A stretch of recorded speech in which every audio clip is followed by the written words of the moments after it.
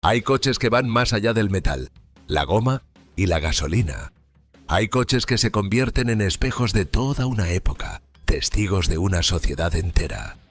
El Trabant 601 es uno de esos pocos automóviles que no solo transportó personas de un punto a otro, sino que cargó sobre su pequeña carrocería el peso de un régimen, los sueños contenidos de millones de personas y, finalmente, el júbilo desbordante de una reunificación histórica. Llamarlo simplemente el coche de cartón sería quedarse en la superficie, y precisamente de eso trata este video.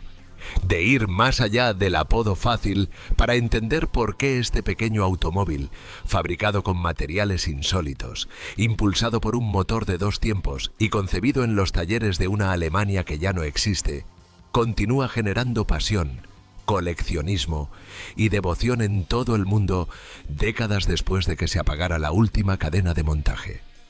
Bienvenidos a la historia completa del Trabant 601, el coche que definió a Alemania Oriental. Para comprender al Trabant, primero hay que comprender el mundo que lo creó. Tras la Segunda Guerra Mundial, Alemania quedó dividida en 2 realidades radicalmente distintas. Al oeste, la República Federal Alemana avanzaba hacia la prosperidad con el apoyo del Plan Marshall. Al este, la República Democrática Alemana, la RDA, se construía sobre los principios del socialismo real, bajo la tutela de la Unión Soviética. La RDA se autoproclamó el primer estado obrero y campesino en suelo alemán. En teoría, un paraíso de igualdad y progreso. En la práctica, fue un experimento de control social donde la Stasi, la temida policía secreta, tejía una red de vigilancia casi sin precedentes en la historia moderna. Se estima que 1 de cada 63 ciudadanos colaboraba directa o indirectamente con los servicios de inteligencia del Estado. Pasarse de la raya podía arruinar una carrera, una familia o algo peor. Pero incluso en ese contexto de restricciones, la población necesitaba moverse, necesitaba transporte. Y fue en ese contexto donde, a finales de los años 50, nació el Trabant. Dato curioso, el nombre Trabant significa en alemán satélite o compañero, y fue elegido en honor al lanzamiento del Sputnik soviético en 1957, el primer satélite artificial en orbitar la Tierra. La RDA veía en ese nombre un símbolo del progreso socialista. La ciudad de Zwickau, en el estado de Sajonia, ya tenía tradición automovilística. Antes de la guerra, había sido el hogar de Auto Union, conocida hoy por las marcas de lujo que la integran. Ahora, en la nueva Alemania socialista, esa misma infraestructura fabril serviría para crear un coche del pueblo. Algo funcional, asequible y producible con los materiales disponibles en la economía planificada de la RDA. El resultado fue el P50, la primera versión del Trabant, lanzado en 1957. Un automóvil compacto, de 2 puertas, con un motor de 2 tiempos de 500 centímetros cúbicos que generaba apenas 18 caballos de potencia. Era pequeño, ruidoso y consumía una mezcla de gasolina y aceite que dejaba a su paso una nube de humo característica. Pero era un coche, y en la RDA, tener un coche era un privilegio. Uno de los elementos que más contribuyó a la mala fama del Trabant fue su carrocería.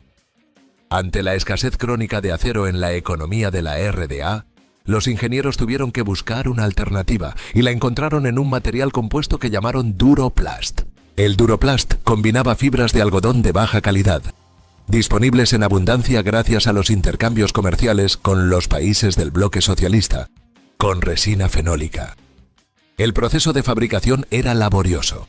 Se superponían hasta 90 capas alternando fibra y resina. Se prensaban a alta temperatura y el resultado era una plancha rígida, ligera y, crucialmente, que no se oxidaba. El ingeniero Wolf Bartel, responsable del desarrollo de este material, lo presentó como una solución brillante a un problema estructural de la economía planificada. Y en cierto sentido lo era. El Duroplast era más resistente a los golpes menores de lo que parece y, efectivamente, no se corroía. Sin embargo, tenía un gran inconveniente que nadie supo anticipar del todo. Era prácticamente imposible de reciclar con las tecnologías de la época. Cuando llegó el fin de la RDA y miles de Trabants fueron abandonados, ese material casi indestructible se convirtió en una pesadilla medioambiental. Dato curioso. Tras la caída del muro en 1989, se abandonaron tantos Trabants en las calles de Alemania Occidental que las autoridades llegaron a ofrecer pequeñas primas para que sus dueños los entregaran a centros de recogida. La ironía es que el material pensado para durar eternamente se convirtió en uno de los mayores dolores de cabeza del reciclaje alemán de los años 90. Pero en el momento de su creación, el Duroplast fue recibido como un logro de la ingeniería socialista. La carrocería del Trabant resistía la sal de las carreteras en invierno. No requería las capas anticorrosión habituales y se podía reparar con relativa facilidad. Lo que para los ingenieros era innovación, con el tiempo y con los ojos del mundo occidental, se convirtió en el origen de todos los chistes. El coche de plástico, el cartón con ruedas, la lata de conservas motorizada.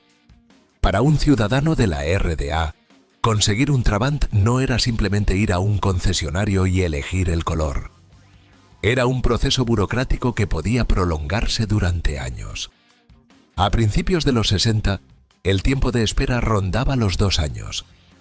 Para finales de los 80, ese plazo se había disparado hasta los 14 años, dependiendo del modelo solicitado. La lógica de la economía planificada imponía cuotas de producción que no siempre respondían a la demanda real. Las piezas de repuesto eran otro calvario aparte. Cuando llegaba una partida de recambios al taller autorizado, los ciudadanos hacían cola para comprar todo lo que podían permitirse, necesitaran esas piezas en ese momento o no. El trueque era una práctica habitual. Si tú tenías faros de repuesto y tu vecino tenía juntas de culata, llegabais a un acuerdo. Nada se tiraba, todo se reparaba, se vendía o se intercambiaba.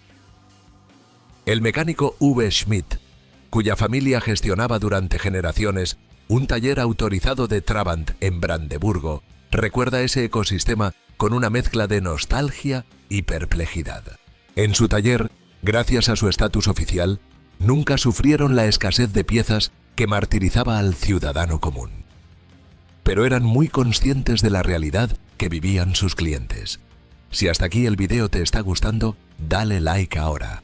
Nos ayuda enormemente a seguir trayendo historias como esta. A pesar de todas sus limitaciones, o quizás precisamente por ellas, el Trabant representaba para muchos algo que tenía un valor incalculable en la RDA: autonomía. Con un Trabant podías ir a ver a tus familiares en otro Bezirk, las divisiones administrativas del país. Podías escapar a la naturaleza los fines de semana. Podías, dentro de los límites del Estado, trazar tu propio camino. En un país donde la libertad de movimiento estaba fuertemente controlada, manejar tu propio coche era un acto casi político. La cantante Sonja Schmidt compuso en los años 80 una canción sobre un adorable Trabant azul que se convirtió en un pequeño himno sentimental de la vida cotidiana en la RDA. Años después reconocía con cierta incomodidad que había tenido que ejercer cierta influencia para conseguir su propio Trabant sin esperar la cola habitual. Incluso en el socialismo, las conexiones importaban. Una de las dimensiones menos conocidas del Trabant es su historia en el mundo del automovilismo. Y es, probablemente, donde más sorprende.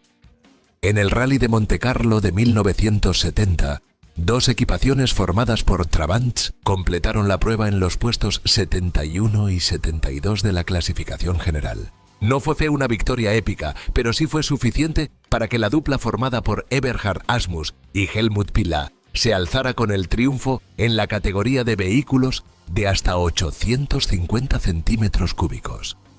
Franz Görg y Johann Müller consiguieron el segundo puesto en esa misma categoría. Un Trabant, en Montecarlo. La imagen sola dice mucho de la versatilidad del pequeño coche sajón. Dato curioso: el Trabant de competición más famoso de toda la RDA fue el 601 preparado por Klaus Schumann, pentacampeón nacional en la categoría Trabant. Su vehículo podía superar los 180 km por hora, más del doble de la velocidad máxima del modelo de serie, y era una auténtica referencia en los circuitos del Bloque del Este durante los años 70. Mónica Pranke era policía de la RDA y también piloto de rallies. Esa combinación, que en otro contexto podría parecer contradictoria, era perfectamente posible dentro del sistema. El automovilismo deportivo era uno de esos espacios donde las barreras de clase, profesión o afiliación política se diluían en la pista. Cuando Mónica buscó su primer coche de competición, las opciones eran las que eran: un Trabant, un Wartburg o algún modelo de importación soviética. Eligió el Trabant y no se arrepintió de esa elección. Las primeras carreras le confirmaron que había encontrado su pasión. Con el tiempo pasó a vehículos más potentes, un Lada, al que su propio equipo instaló una jaula antivuelco y mejoras mecánicas para competir en pruebas de mayor nivel. Pero guarda un recuerdo cálido de su primera etapa al volante del pequeño coche de Zwickau. Era un auto de la vieja escuela, sin dirección asistida, sin ningún asistente electrónico, puro y honesto. El 9 de noviembre de 1989 es una de esas fechas que marcan un antes y un después en la historia contemporánea. Esa noche, el muro de Berlín, símbolo físico de la división de Europa durante casi 3 décadas, comenzó a caer. Y entre las primeras imágenes que dieron la vuelta al mundo estaba algo que nadie había planificado como símbolo, pero que lo era de manera perfecta. Una larga fila de Trabants cruzando hacia el oeste, aplaudida y vitoreada por multitudes que llevaban años esperando ese momento. Aquellas pequeñas berlinas ruidosas con su motor de 2 tiempos echando humo azulado se convirtieron en el vehículo de la libertad. No porque fueran los coches más modernos, ni los más rápidos ni los más cómodos, sino porque eran lo que tenían. Eran el instrumento con el que millones de ciudadanos de Alemania Oriental cruzaron por primera vez hacia el otro lado. Y ese gesto, ese cruce, quedó grabado para siempre en la memoria colectiva. La artista Birgit Kinder creció en Turingia y se mudó a Berlín en 1983, donde vio por primera vez el muro en toda su extensión. La impresión fue tan profunda que soñó desde entonces con pintar sobre él. En 1989, poco antes de la caída, se había comprado un Trabant Deluxe. Y cuando el régimen se derrumbó y se convocó a tritistas, a artistas de todo el mundo a dejar su huella sobre los restos del muro, Birgit cargó sus pinturas en el Trabant y se fue directa al East Side. El resultado es uno de los murales más reproducidos y reconocidos del arte urbano contemporáneo. Un Trabant azul y blanco atravesando el muro, dejando atrás los ladrillos como si nunca hubieran existido. La obra, titulada Test the Best, forma parte de la East Side Gallery, el tramo más largo del muro que se conserva en pie en Berlín. Es, a la vez, un homenaje al coche, al momento y a toda una generación que esperó demasiado tiempo para ser libre. Dato curioso: la East Side Gallery tiene 1,3 kilómetros de longitud y alberga obras de más de 100 artistas de 21 países distintos. El mural del El Trabant de Birgit Kinder es, con diferencia, el más fotografiado y reproducido de toda la galería, convirtiéndose en uno de los iconos visuales más reconocibles de la reunificación alemana. Los primeros años tras la reunificación no fueron amables con el Trabant. Los ciudadanos de la antigua RDA que habían esperado hasta 14 años para conseguir el suyo, lo abandonaban en cuanto podían permitirse un coche occidental. Las calles de las ciudades del este alemán estuvieron durante meses plagadas de Trabants aparcados y abandonados que nadie reclamaba. En algunos casos se dejaban directamente en las cunetas de las autopistas, formando lo que los medios llamaron el Trabi Trail, una larga procesión de coches abandonados que marcaba el camino del este al oeste. Los precios se desplomaron. Un Trabant llegó a valer menos que una bicicleta de segunda mano. A veces se regalaban. Parecía el final definitivo del pequeño coche de Zwickau.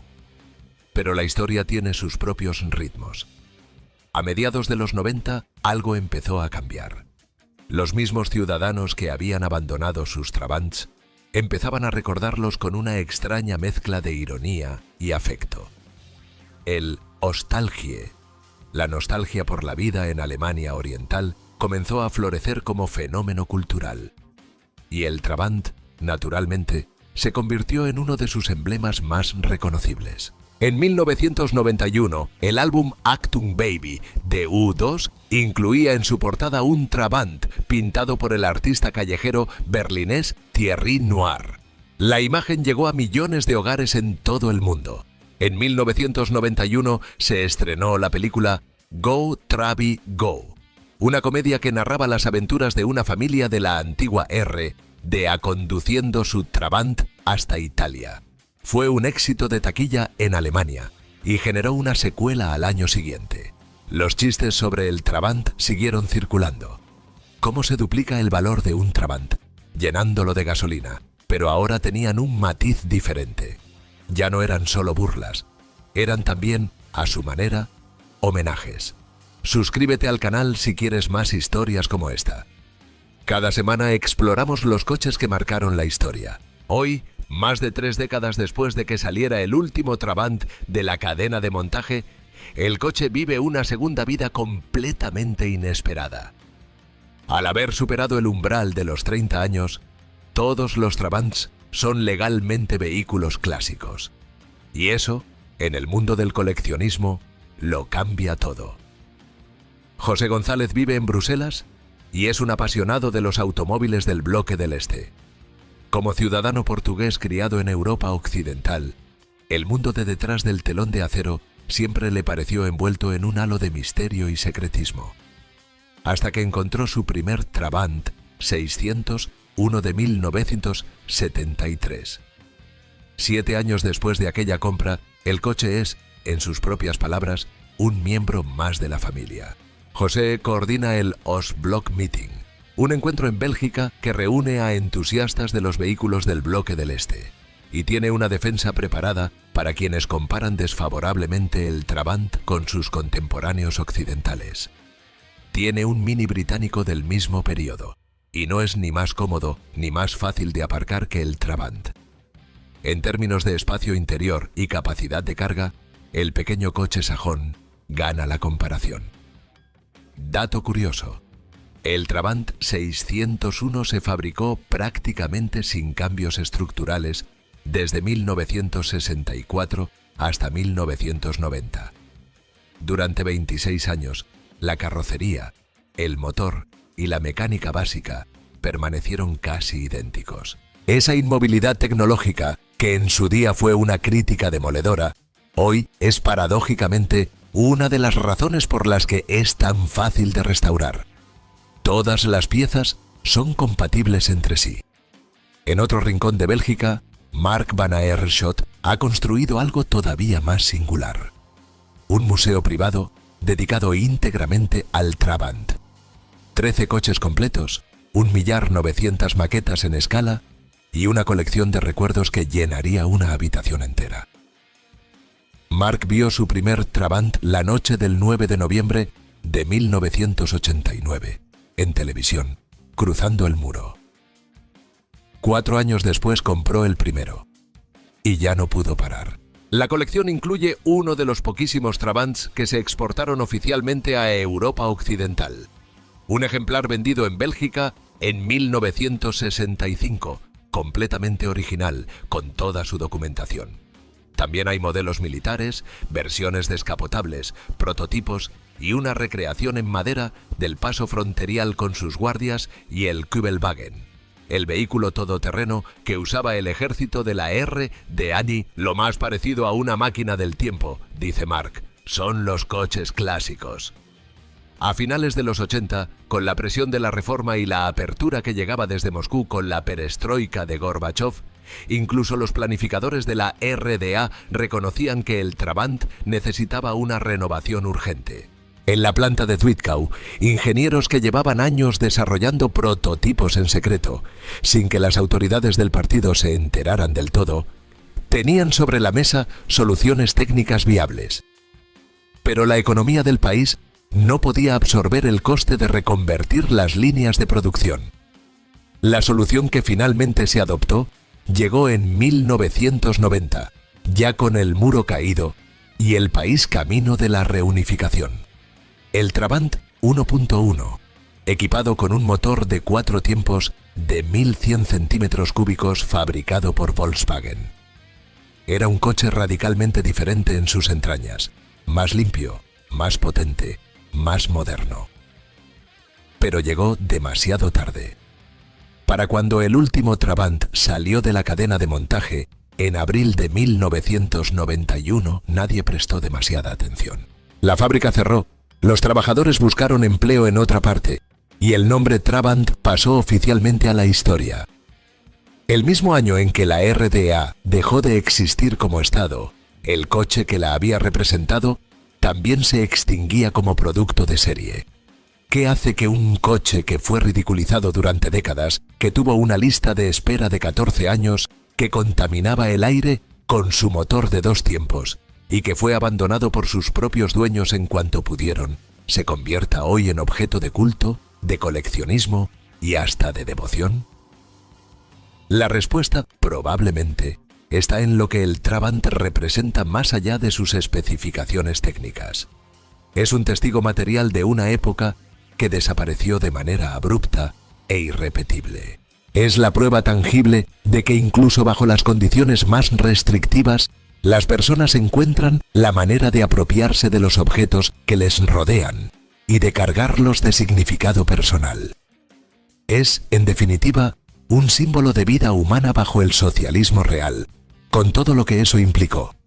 Las carencias, las pequeñas alegrías, las esperas interminables y esa libertad limitada pero real que representaba manejar tu propio coche en una tarde de domingo. Cuando Birgit Kinder cargó sus pinturas en su Trabant Deluxe aquella noche de noviembre de 1989 y condujo hacia el muro, no sabía que estaba creando uno de los iconos visuales más reconocibles de la historia contemporánea. Solo sabía que quería pintar libertad y que el coche que la llevó hasta allí formaba parte inseparable de esa imagen. El Trabant no fue un buen coche en el sentido técnico. No tenía la potencia, la comodidad ni la tecnología de sus contemporáneos occidentales. Pero fue el coche que una generación entera usó para vivir, para moverse, para competir, para escapar y para cruzar, literalmente, hacia una nueva vida. Y eso, ningún ingeniero de ningún laboratorio puede diseñarlo. Esa es la historia del Trabant 601. El coche que definió a Alemania Oriental y que, de alguna manera, sobrevivió a todo.